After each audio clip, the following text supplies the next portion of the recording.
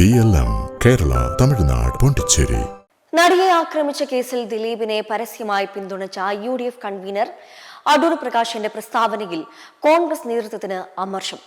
അതിജീവിതയെ തള്ളി പറയുന്നത് അംഗീകരിക്കാൻ കഴിയില്ല എന്നാണ് നേതാക്കളുടെ നിലപാട്. ആക്രമിക്കപ്പെട്ട നടിക്കൊപ്പമാണ് കോൺഗ്രസ് നിൽക്കേണ്ടതെന്നും രാഹുൽ മാങ്കൂട്ടത്തിലിനെ അടൂർ പ്രകാശ് പിന്തുണച്ചത് തെറ്റാണെന്നുമാണ് കോൺഗ്രസ് നേതാക്കൾ പറയുന്നത്.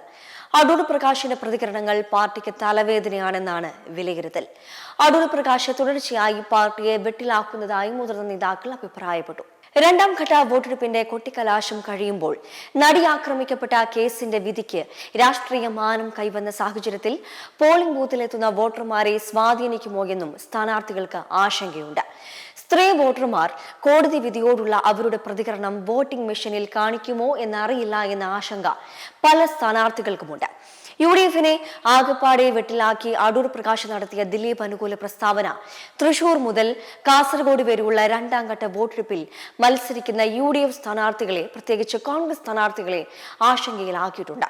രണ്ടാം ഘട്ട വോട്ടെടുപ്പ് നടക്കാനിരിക്കെ ഒന്നാം ഘട്ട വോട്ടെടുപ്പ് ദിവസം അടൂർ പ്രകാശ് നടത്തിയ പ്രസ്താവന രാഷ്ട്രീയ വിവാദമാകുകയും കേരളമാകെ കോൺഗ്രസിനും UDFിനുമെതിരെ വിമർശനം ഉയരുകയും ചെയ്തത് വളരെ ആശങ്കയോടാണ് കോൺഗ്രസ് നേതൃത്വം നോക്കിക്കാണുന്നത്. അടൂരിനെ തിരുത്തി കോൺഗ്രസ് നേതാക്കളെല്ലാം പൊടുന്നനെ രംഗത്തിറങ്ങുകയും അടൂർ പ്രകാശ് തന്നെ പിന്നീട് താൻ പറഞ്ഞതിനെ മാധ്യമങ്ങൾക്ക് മേൽ പഴിചാരി സ്വയം ന്യായീകരിക്കാൻ ശ്രമിക്കുകയും ചെയ്തെങ്കിലും ഇടതുപക്ഷം അടൂരിന്റെ പ്രസ്താവനയെ UDFിനെതിരെയുള്ള വജ്രായുധമാക്കിയിട്ടുണ്ട്. കോടതി വിധിയുടെ പോരായ്മകൾ ചൂണ്ടിക്കാട്ടി സംസ്ഥാന സർക്കാരിനും പ്രോസിക്യൂഷനുമെതിരെ ആഞ്ഞടിക്കാൻ കിട്ടിയ അവസരമാണ് കോൺഗ്രസും UDFും ഇല്ലാതെയാക്കിയതെന്ന് തൃശൂർ മുതൽ കാസർഗോഡ് വരെ വലതുപക്ഷ ബെൽറ്റിന് പരക്കിയ അഭിപ്രായമുണ്ട്. എന്നാൽ സർക്കാരിനെ പൂർണ്ണമായി പിന്തുണച്ച് അപ്പീലിന് പോകണമെന്ന അഭിപ്രായം പ്രകടിപ്പിക്കുകയും അതിജീവിതയ്ക്കൊപ്പമാണെന്ന് തുറന്നു പറയുകയും ചെയ്തതുകൊണ്ട് അടൂർ പ്രകാശ് സൃഷ്ടിച്ച കോട്ടമില്ലാതെയാക്കാൻ കോൺഗ്രസ് നേതാക്കൾ കേരളമൊട്ടാകെ പരിശ്രമിച്ചിട്ടുണ്ട്.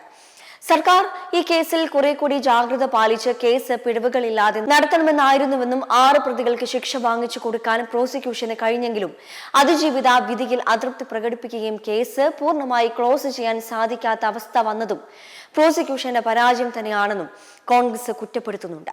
സർക്കാരിനെതിരെ കോടതി വിധിയിലെ പോരായ്മകൾ ചൂണ്ടിക്കാട്ടി UDF രണ്ടാം ഘട്ട വോട്ടെടുപ്പിന് മുൻപ് ആഞ്ഞടിക്കുമെന്ന ആശങ്കയിലായിരുന്നപ്പോഴാണ് ഇടതുപക്ഷത്തിന് അപ്രതീക്ഷിതമായി എതിരാളിയുടെ ഗോൾ പോസ്റ്റിൽ അടൂർ പ്രകാശ് സെൽഫ് ഗോൾ അടിക്കുന്നത്.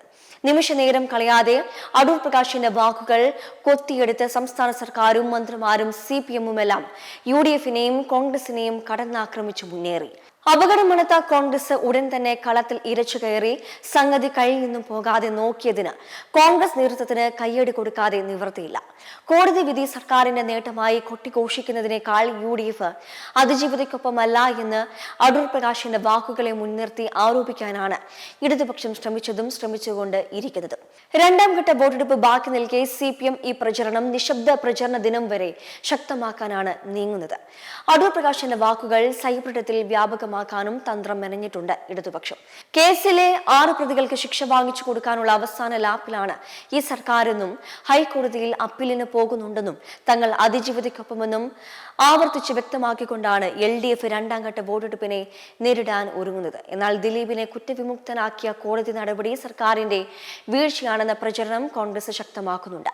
ദിലീപിനെ മുൻനിർത്തി CPMനെയും LDF സർക്കാരിനെയും ആക്രമിക്കാനാണ് കോൺഗ്രസ് പദ്ധതിയിട്ടിരുന്നതെങ്കിലും അടൂർ ഷോക്കിൽ അത് പാളി. എങ്കിലും അതേ പോയിന്റുമായി നിശബ്ദ പ്രചരണ ദിനത്തിൽ പാളിച്ചകൾ മാറ്റാനാണ് കോൺഗ്രസിന്റെയും UDFിന്റെയും നീക്കം. രാഹുൽ മാങ്കൂട്ടത്തിൽ വിഷയം കോൺഗ്രസിനെ തളർത്തിയതിന് പിന്നാലെ വന്ന അടൂർ പ്രകാശിന്റെ ദിലീപ് അനുകൂല വാക്കുകൾ കോൺഗ്രസിന് ഇടിവെട്ടിയവന്റെ തലയിൽ തേങ്ങ വീഴുകയും പാമ്പ് കടിക്കുകയും ചെയ്തതുപോലെയായി. ഇത്ര ദിവസമായിട്ടും രാഹുലിനെ പിടികൂടാൻ കഴിയാത്തതിന്റെ നാണക്കേടും സംസ്ഥാന സർക്കാരിനുണ്ട്. മെമ്പർമാരുടെ നിക്ഷേപങ്ങൾക്ക് ഉയർന്ന ലാഭവിഹിതം നൽകുന്ന കേന്ദ്ര സർക്കാർ സഹകരണ രജിസ്ട്രേഡ് സൊസൈറ്റി ഭാരത് ലജ്ന multi state housing cooperative society limited.